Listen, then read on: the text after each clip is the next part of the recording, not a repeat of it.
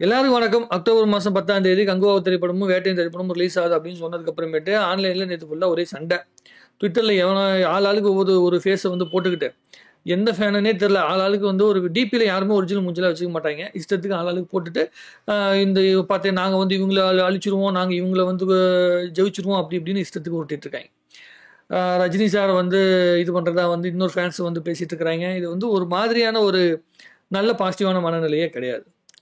First of all இன்னொரு விஷயம் என்னன்னா, இப்போ ரொம்ப முக்கியமாக சூர்யா சாருக்கு ஒரு தியேட்டரிக்கல் சக்ஸஸ் தேவைப்படுது. அதாவது தியேட்டரில் ஒரு படம் ஓடி ஒரு பிளாக் பஸ்டர் ஆக வேண்டிய கட்டாயம் இருக்குது. சூர்யா சாருக்கு கடைசியாக தியேட்டரில் அதிகபட்சமாக ஓடி கலெக்ஷன் பண்ண படம் அப்படின்னு சொல்லி நீங்கள் தேடி பார்த்தீங்கன்னா கிட்டத்தட்ட ஒரு 10 வருஷத்துக்கு முன்னாடி தான் பெரிய பிளாக் பஸ்டர் அவர் பண்ணியிருக்காரு. நீங்கள் எந்த மாதிரி ஹிட்டு சொல்கிறேன்னா, அயன் படம் மாதிரி, வாரணம் ஆயிரம் மாதிரி, கடைசியாக சிங்கம் 1 சிங்கம் 2 மாதிரியான ஒரு மிகப்பெரிய வெற்றியை நம்மளுடைய சூர்யா சார் எப்போ தியேட்டரில் பார்த்தாரு அப்படிங்கிற விஷயத்த நீங்கள் கொஞ்சம் யோசிச்சு பார்த்துட்டு அதுக்கப்புறம் மற்ற விஷயங்கள் நம்ம பேசலாம். இப்போ ரஜினி சார் பார்த்தீங்கன்னா ஜெயிலர் அப்படிங்கிற ஒரு மிகப்பெரிய வெற்றி கொடுத்துருந்தாரு. அதுக்கப்புறமேட்டு லால் சலாம் அப்படிங்கிற ஒரு ஸ்பெஷல் அப்பியரன்ஸ், அது ஒரு நார்மலான படமாக போயிடுச்சு. ஸோ அதெல்லாம் தாண்டி பெரிய பட்ஜெட்டில் படம் பண்ணி அது மிகப்பெரிய வெற்றியை கொடுத்து அதை தாண்டி தான் இந்த படம் வருது. ப்ளஸ் பார்த்தீங்கன்னா வேட்டையின் திரைப்படம் மிகப்பெரிய பட்ஜெட் கிடையாது. ஒரு 200-250 கோடிக்குள்ள மொத்தமாகவே பட்ஜெட் இருக்கும். 200 கோடிக்குள்ளே தான் இருக்கும். ஆனால் கங்குவா திரைப்படம் ஸ்டுடியோ கிரீனோட ஒட்டுமொத்தமான ஒரு மிகப்பெரிய முயற்சி. ஏன்னா ஃபர்ஸ்ட் பார்ட் செகண்ட் பார்ட் ரெண்டுமே சேர்ந்து எடுத்திருக்காங்க. நிறைய பட்ஜெட் போட்டிருக்காங்க. மிகப்பெரிய பொருட்செலவில் பண்ணதான் சொல்லப்படுது. விஷுவலும் ஓரளவுக்கு பார்த்தீங்கன்னா அதை ஜஸ்டிஃபிகேஷன் பண்ணுது. விஎஃப்எக்ஸ் எல்லாமே பண்ணியிருக்கிறாங்க. இப்போ இதில் என்ன விஷயம்னா, சூர்யா சார் பார்த்தீங்கன்னா ஏற்கனவே தியேட்டர் ஓனர்ஸ்கிட்ட ஒரு நெகட்டிவான ஒரு வைப்பில் தான் இருந்தார். ஏன்னா அவர் தான் முதல்ல தமிழ் சினிமாவில் ஓடிடியில் டேரெக்டாக படத்தை ரிலீஸ் பண்ணுறார். என்ன படம்? ஜெய்பீம் அப்படிங்கிற படம். அதுக்கு முன்னாடி பார்த்தீங்கன்னா அவருடைய ஒய்ஃபு ஜோதிகா அவருடைய பொன்மகள் வந்தால் படமும், பொன்மகள் வந்தால் சம்திங் ஏதோ படம் இல்லை, அந்த படமும் பார்த்தீங்கன்னா இதில் தான் ஓடிடியில் ரிலீஸ் ஆகுது. ஸோ 2 பேருமே ஓடிடியில் ரிலீஸ் பண்ணி சூரரை போட்டு படமும் ஓடிடியில் ரிலீஸ் ஆச்சு. ஸோ தியேட்டர் பக்கமே வராமல் ஒரு ஆல்ரெடி தியேட்டர் ஓனர்ஸ்கிட்ட அவங்க மிகப்பெரிய ஒரு கோவத்தில் தான் இருந்தாங்க. ஸோ அதை தாண்டி அதுக்கப்புறம் ஈட்டி அப்படிங்கிற ஒரு திரைப்படம் வருது. அதாவது எதற்கும் துணிந்தவன் அப்படிங்கிற ஒரு படம் வருது. எனக்கு தெரிஞ்சு சூர்யா சாருக்கு மிகப்பெரிய பில்டப் கொடுத்து 2-3 லாங்குவேஜில் படம் ரிலீஸ் ஆகி அவ்வளோ லோவான ஒரு கலெக்ஷன் எடுத்த படம் எதுவுமே கிடையாது. வெறும் 18 கோடி தான் ஷேர் வந்துச்சு அப்படின்லாம் சொல்லிக்கிறாங்க. நமக்கு தெரியாது, இந்த கலெக்ஷன் ரிப்போர்ட்லாம் நம்ம ஒன்றும் பார்க்கல.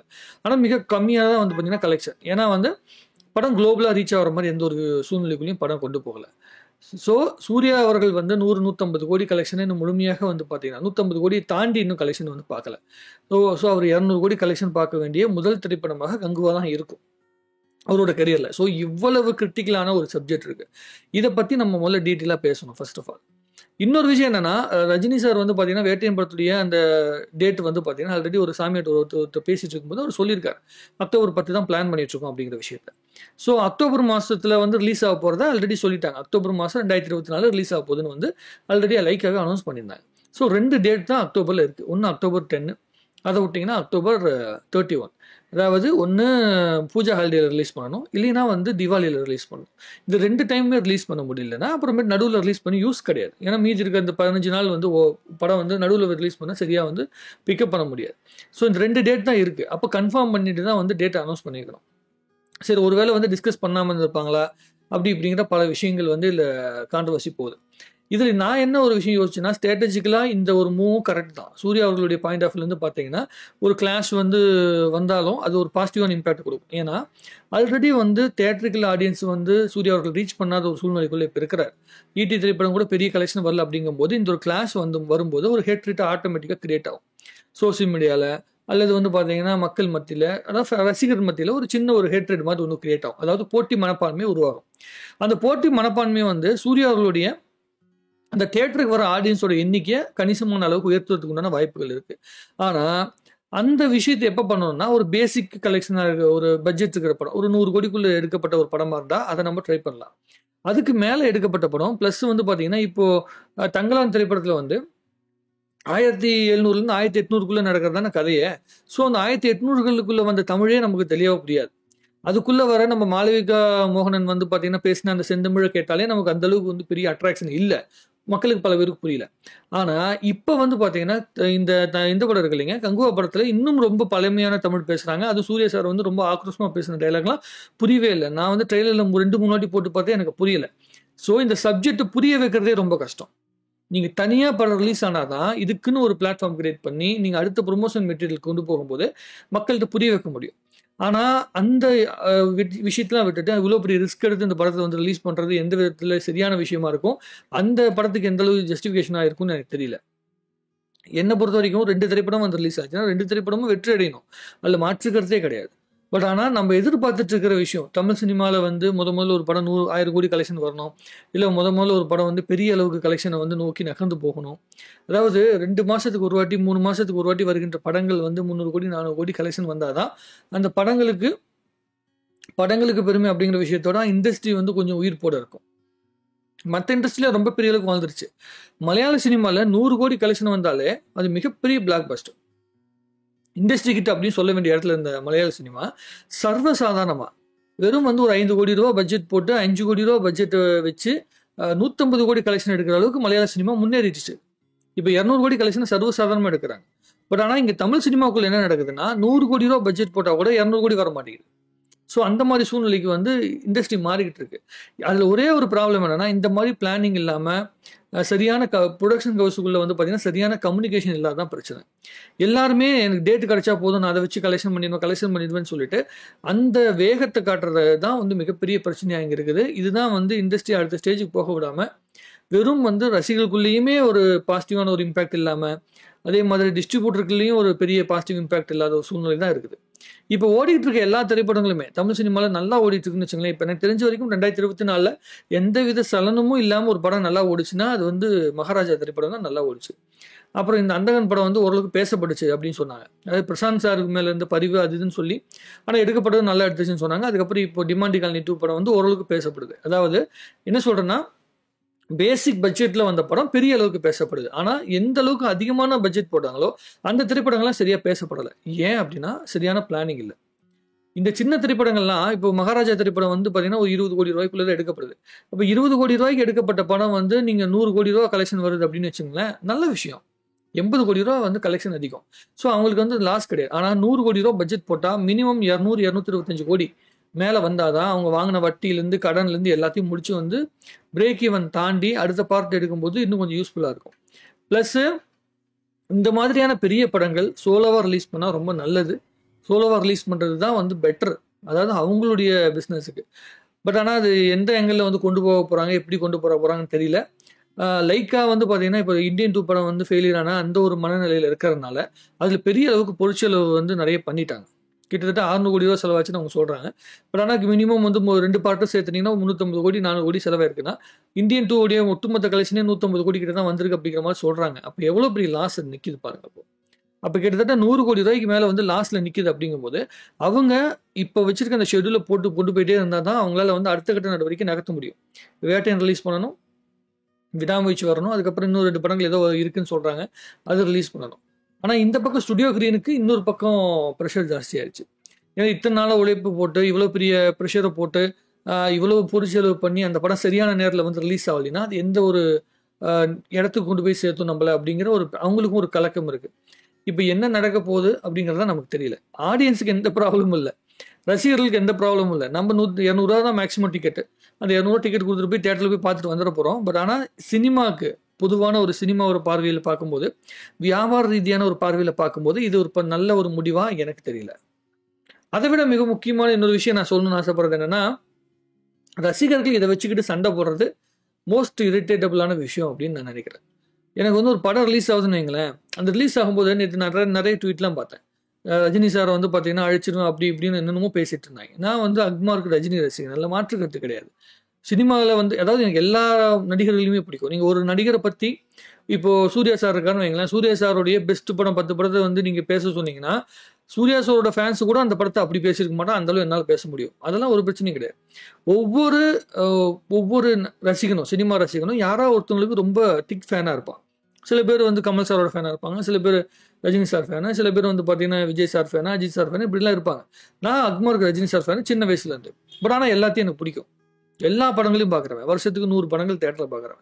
அதனால தான் சொல்கிறேன், இது ஒரு சினிமா பார்வையாளனா பார்க்கும்போது நான் ரொம்ப ஈகராக காத்துட்ருக்கேன்னு வைங்களேன். கேஜிஎஃப் 2 படம் வந்து பார்த்தீங்கன்னா 1000 கோடி வரும்போதும், பாகுபலி படம் வந்து 1700 கோடி வரும்போதும், தமிழ் சினிமா வந்து அந்த இடத்துல இருக்க வேண்டிய இடத்துல இருக்க வேண்டிய சினிமாவை வச்சு ஏன் அது வந்து பின்தங்கிட்டு போயிட்டு இருக்குது அப்படிங்கிற ஒரு மிகப்பெரிய வருத்தமா இருக்கு. இன்னொரு விஷயம் யோசிச்சு பாருங்களேன். இப்போ ரஜினி சார் ரிட்டையர் ஆயிட்டாரு அப்படின்னா, அப்புறம் விஜய் அவர்கள் வந்து பார்த்தீங்கன்னா ஆல்ரெடி அரசியலுக்கு போக போறாரு அப்படிங்கும்போது, நீங்க நோட் பண்ணி பார்த்தீங்கன்னா தமிழ் சினிமாக்குள்ள ரஜினி சாருக்கு அப்புறமேட்டு விஜய் சார் வந்து பார்த்தீங்கன்னா வந்து மினிமம் கேரண்டியா 200 கோடி வரைக்கும் கலெக்ஷனை புல் பண்ற அளவுக்கு இருக்கு. படம் நல்லா இருக்குதோ நல்லா இல்லையோ ஒரு 100 150 கோடி வரைக்கும் கொண்டு போற ஒரு மனநிலையில இருக்கு.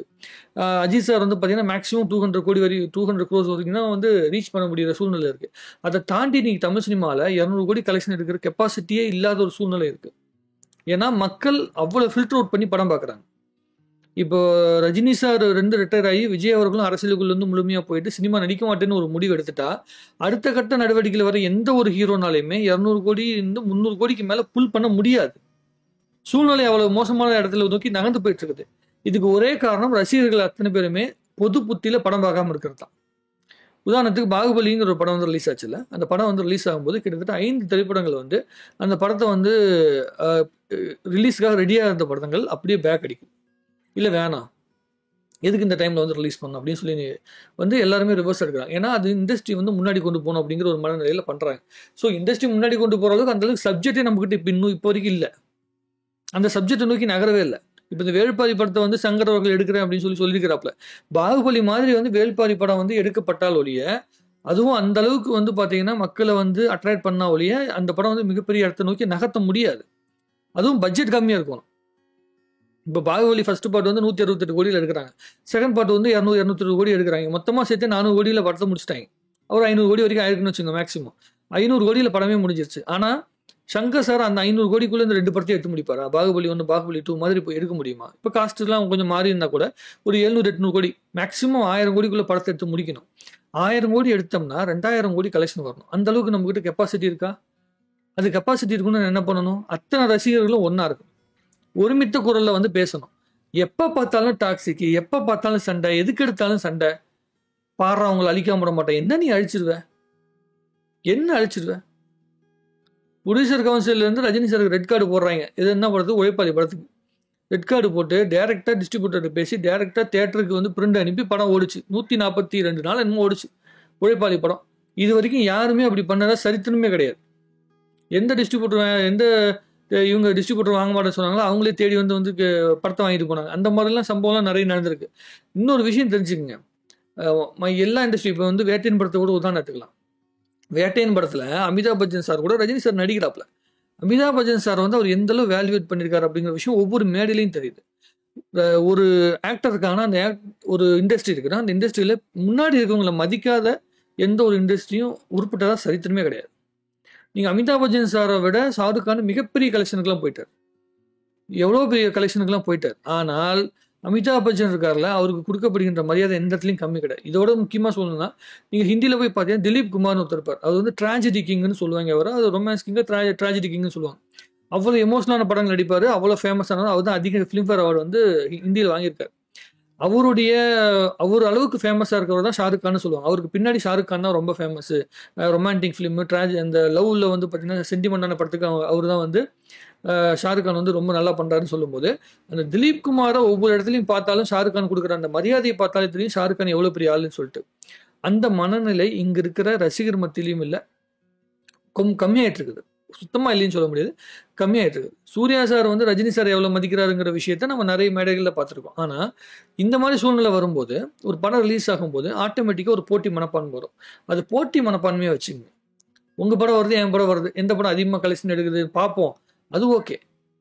உங்கள் படம் வந்துடுமா பார்த்துடலாமா, கிழிச்சு தொங்க விட்டுரும் பார்த்துடலாமா, இப்படிலாம் பேசுனீங்கன்னா வாய்ப்பே இல்லை. அதாவது போன வருஷத்தில் ஹிட்டு கொடுத்துட்டு ஒருத்தர் வந்து படம் வந்து ரிலீஸ் பண்ணுறாரு, அதுக்கும் 10 வருஷத்துக்கு முன்னாடி பிளாக் பஸ்டர் கொடுத்துட்டு வந்து ஒருத்தர் ரிலீஸ் பண்ணுறதுக்கும் பெரிய வித்தியாசம் இருக்குது. அதை முதல்ல புரிஞ்சுக்கணும்னு நினைக்கிறேன். தேவையில்லாத சண்டைகளை வளர்த்தக்கூடாதுன்னு நினைக்கிறேன். தமிழ் சினிமா வந்து ஒரு ஸ்போர்ட்டிவான இடத்த நோக்கி நகரணும்னு நினைக்கிறேன். அப்போ தான் 1000 கோடி சீக்கிரம் எடுக்க முடியும் அப்படின்னு என்னுடைய பாயிண்ட் ஆஃப் வியூ. உங்களுக்கு எது தோணுனாலும் அதை கமெண்ட் எழுதுங்க, இன்னும் நிறைய பேசலாம். எதுக்கு இவ்வளோ டீட்டெயிலாக பேசுகிறேன்னா எதையும் மிஸ் பண்ணிடக்கூடாதுன்னு டீட்டெயிலாக பேசியிருக்கேன்.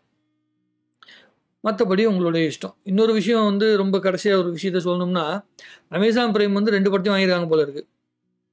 சன் டிவி தான் வந்து பார்த்தீங்கன்னா வேட்டையின் படத்தை வாங்கியிருக்கிறாங்க. ரெட் ஜெயின் தான் வந்து ரிலீஸ் பண்ண போகிறாங்க அப்படின்னு நினைக்கிறேன். ஆனால் இது வந்து ஸ்டுடியோ கிரீன் வந்து பார்த்தீங்கன்னா பொதுவான ஆட்கள் தான் ரிலீஸ் பண்ணுறாங்க அப்படிங்கும்போது என்ன மாதிரியான ப்ரெஷர் இருக்கும், அது எந்த மாதிரியான தியேட்டர்ஸ் கிடைக்கும் அப்படிங்கிறது பல பிரச்சனை இருக்குது.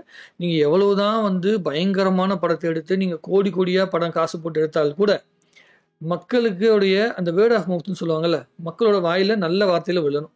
படம் நல்லா இருக்குது அப்படிங்கிற ஒரு வார்த்தையை வந்து என்னைக்கு வாங்குறாங்களோ அதுக்கப்புறம் தான் படம் பிக்கப் ஆகும். 4 நாள் லீவு கிடைச்சாலும் 4 நாளில் ஒரு 100-150 கோடி வரைக்கும் தான் மேக்ஸிமம் கலெக்ஷன் எடுக்க முடியும். அதுக்கு மேலே வர எல்லா கலெக்ஷனுமே படம் நல்லா இருந்தால் மட்டும்தான் வரும். மற்றபடி உங்கள் கருத்தில் கமெண்ட் எடுத்துக்க, இன்னும் நிறைய பேசுவோம். நன்றி, வணக்கம். வாழ்க தமிழ்நாடு, வளர்க தமிழ் சினிமா.